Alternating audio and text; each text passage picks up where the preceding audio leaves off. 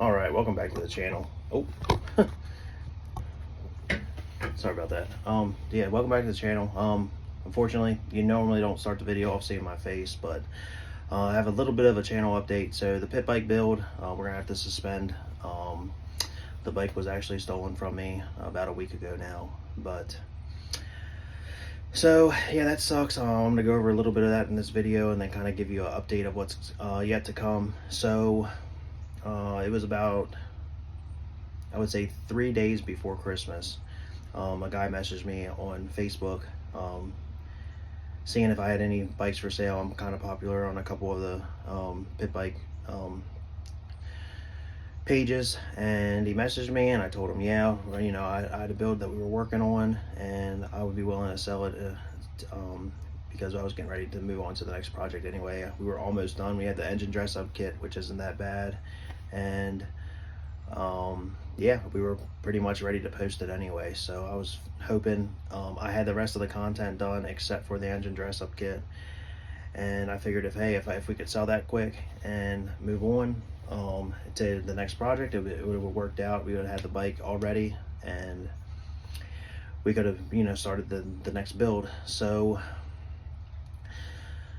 he messaged me. I actually drove the bike to his house. I talked to him for probably 3 or 4 days on Facebook.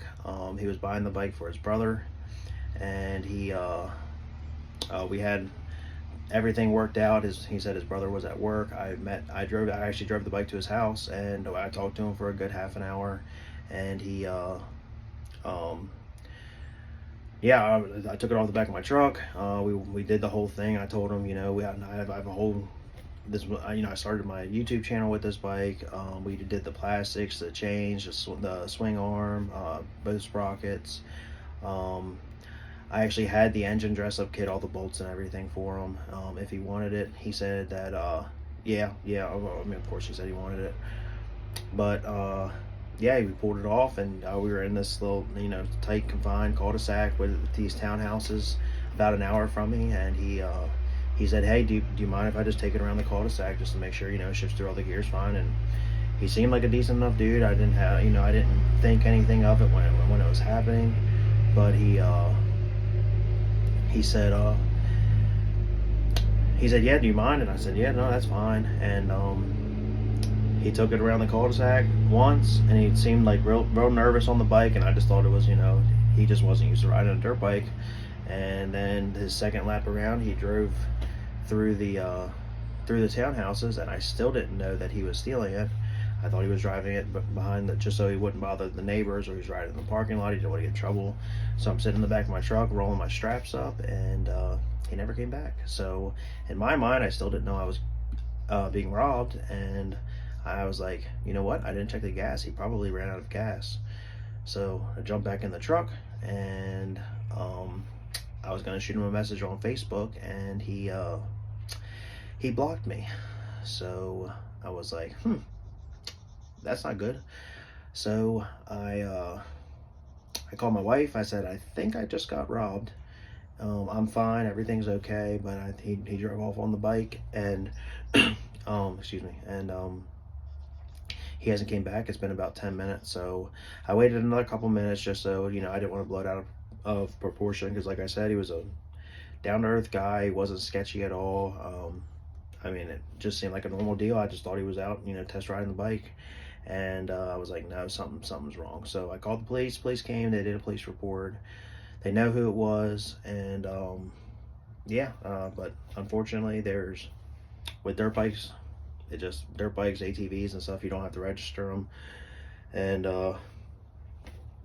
yeah, so, you know, it's one of those things you can just throw in your garage, and they're hard to find. So yeah, the next couple of videos, we're gonna go through, I don't know about theft proofing, but you know, a couple steps you can take in case something like this happens to you. I had a couple people reach out to me and say that the same thing happened to them, and I mean, it's a shame it happens, you know.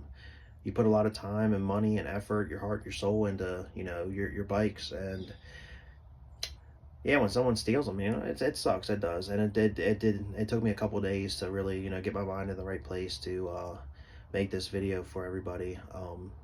And I really didn't know like how the next couple of videos were gonna go, and I really wanted to get like in the right mindset. I had probably 4 or 5 videos like this already recorded, and I just didn't want to use them because I was angry at first, you know, that it happened, and then, you know, but at the end of the day, it's, you know, it's just metal. He didn't hurt me, he didn't threaten me, he didn't do anything. And if the worst thing that happened is that he stole a bike, have at it, you know. And what we are going to take precautions so that that something like this doesn't happen again. So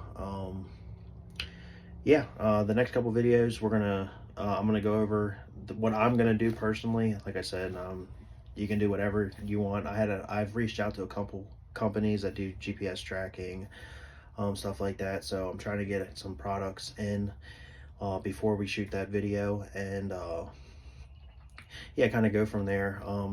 Cheaper options, more expensive options. There is one option I'm going to go over. I don't think I'm going to purchase it because I don't really think it's going to work for my application, just because where I'm at,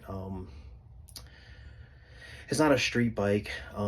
Most of my machines don't have batteries, so some of them you have to wire into a battery. Some of them have internal batteries that, you know, last a year or whatever it is. So yeah, we'll go over a couple options, and the option that I've chosen and I've already done on 2 of the bikes that I have videos made for, that I'll post after this one. But yeah, I just want to give everybody an update of what happened. Yeah, so no more pit bike build. We are looking at the next build.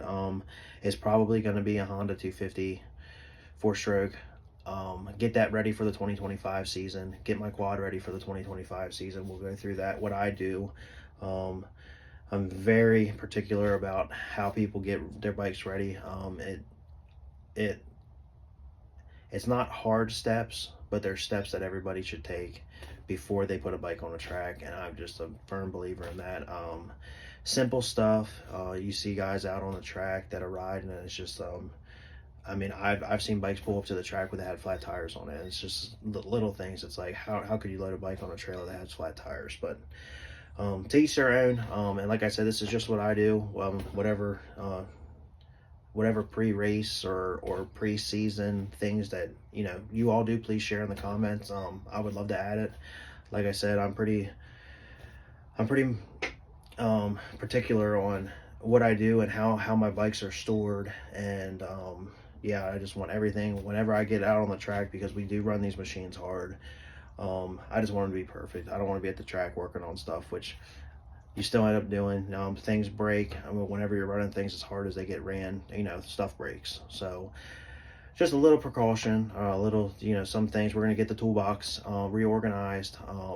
We're going to get a order list, make sure we have all the filters, spark plugs, oil, coolant, everything that I use, everything that's going to go in my toolbox. We'll get all that.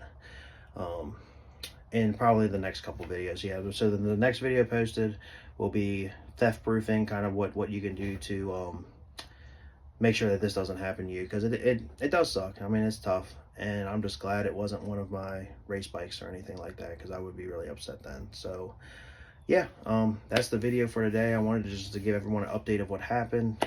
So no more pit bikes, and I'm hoping to have the 250 by the end of the week, so we can start on that and get our parts ordered and get that ready for 2025. So I appreciate y'all tuning in, and yeah, like I said, if anything like this has ever happened to you, leave a comment below what you did afterwards, because it does suck. It takes a couple days where you're just, you know, and then I just came to the I mean,